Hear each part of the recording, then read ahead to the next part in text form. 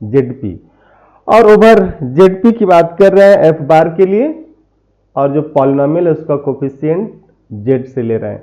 लेकिन कोफिशिएंट को Z से ही लेना तो जरूरी नहीं है ना, आप कोफिशिएंट को ओवर Q भी ले सकते हैं और पॉलिनोमियल को फिर से रीराइट कर सकते हैं। और कैसे करेंगे रीराइट, जैसे आप देखिएगा कोई एक पॉलिनोमियल आप उठाइएगा, let fx is what, fx is 3/5 x cube plus 2/5 x square plus this 4/5 मान लेते हैं, या इसको 25 कर दिया, 2/25, 2/25 है, this is your polynomial and this belongs to QX। तो अगर एक QX आ गया और आपको mod P irreducibility test use करना है, तो मॉड P इरिड्यूसिबिलिटी टेस्ट में आपने देखा कि जो हमारा जो fx है ZX से था, तो उस केस में आप क्या करेंगे, here let GX is 25 times fx।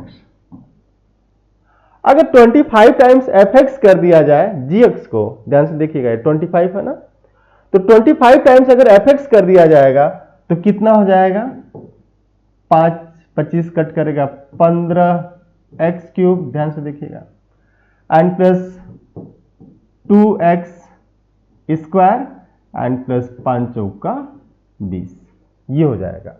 और इस केस में जो ये है किस पे आ गया, अब ZX पे आ गया। तो अगर अब जो कह रहे हैं कि अगर GX जो है इरिड्यूसिबल हो गया ओवर Q, तो fx भी इरिड्यूसिबल ओवर Q होगा। ठीक है, मेरी बात पकड़ में आ रही है? कि कह रहा है कि अब अगर GX ऐसे आपने चेंज कर लिया, क्योंकि मॉड P इरिड्यूसिबिलिटी टेस्ट के लिए जरूरी है कि यहां पे लाया जाए ZX। जो इसमें है ना, आप अपने से कोई सुधार नहीं करिएगा, बड़ा ही ये सेंसिटिव टेस्ट होते हैं और इस टेस्ट से क्वेश्चन भी ऐसे पूछ लिए जाते हैं छोटे छोटे।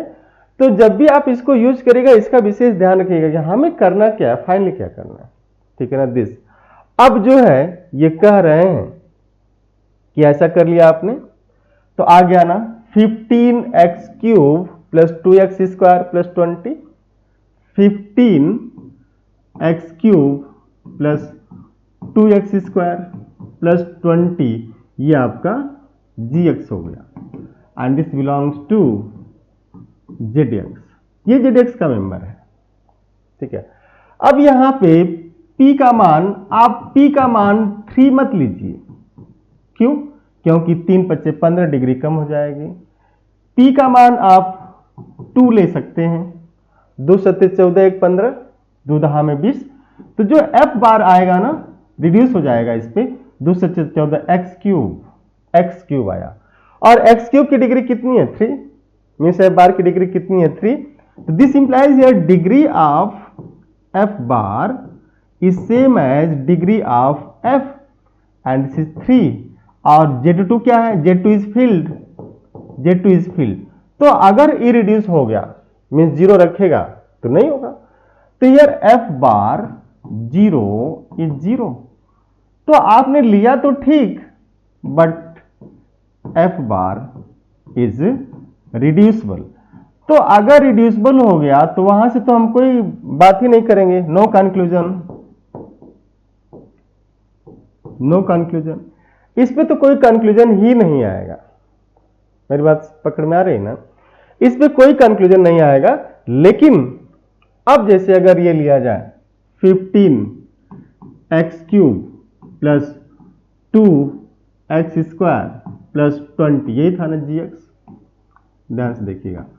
इसमें अगर P का मान 5 लेते हैं तो भी degree of F bar is not same as degree of F, तो नहीं लीजिएगा।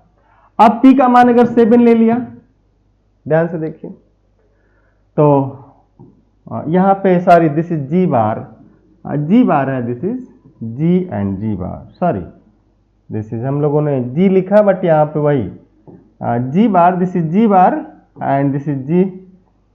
उम्मीद करते हैं आप इस फॉल्ट को पकड़ रहे होंगे। दिस इज जी बार क्योंकि जी लिया गया है, जी बार, ठीक है ना।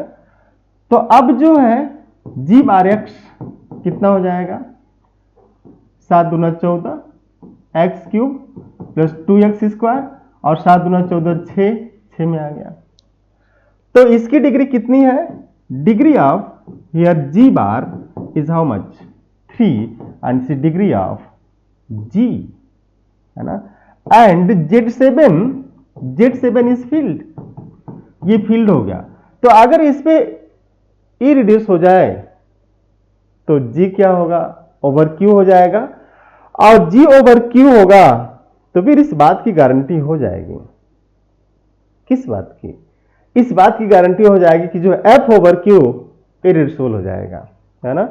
तो बड़ा छोटा छोटा एग्जांपल होता है कि आप क्या करिए, Z7 के रूट रखिए, मीन्स इसके एलिमेंट 0 1 2 3 4 5 6 तक जाइए, मिल गया तो ठीक, अगर 0 आ गया तो फिर रिड्यूसिबल हो गया तो आप कंक्लूजन नहीं दे पाएंगे, क्योंकि मॉड पी इरिड्यूसिबिलिटी टेस्ट में इस बात को कहा गया है कि अगर P मिल गया, अगर कोई प्राइम P मिल गया जिस पे ये होल्ड कर गया तब तो ठीक है, लेकिन अगर नहीं मिला तो फिर आप ऐसा कुछ नहीं कहेंगे कि ये रिड्यूसिबल हो जाएगा, ठीक है ना।